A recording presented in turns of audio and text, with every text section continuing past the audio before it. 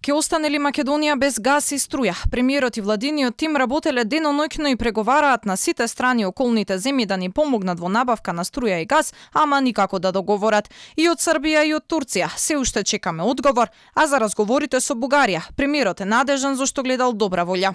Со Бугарија разговаравме за билатерален договор за обезбедување на електрична енергија по поповолна цена од брзанските.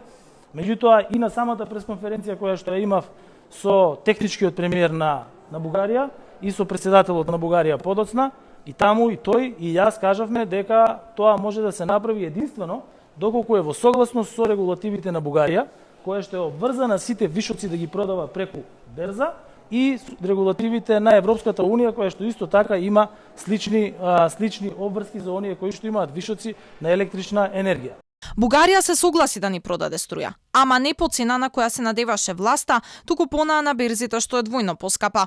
Софија порача дека е подготвена да ни излезе во пресред, но за тоа да се реализира, ќе треба да се набават пари и гаранции од Европската унија кои засега ги нема. Во меѓувреме, опозицијата пак нуди конкретни и прецизни планови како може да го обезбедиме она што ни недостига. Предлогот на Христијан Мицкоски е да се набави мазут по поевтина цена од онаа што сега се купува за ТЕЦ Неготино, а таа произведена електрична енергија да се даде на бизнисот. Вториот дел од предлогот е да се стават во функција капацитетите на ТЕТО кој ќе произведува топлинска енергија за скопјани и да се проба да се набави поевтин газ преку контактите кои тој ги нуди.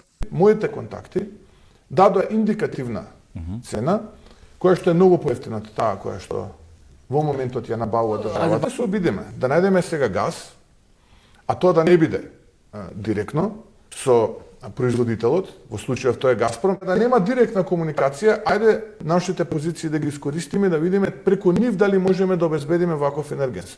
Добивме индикативни понуди.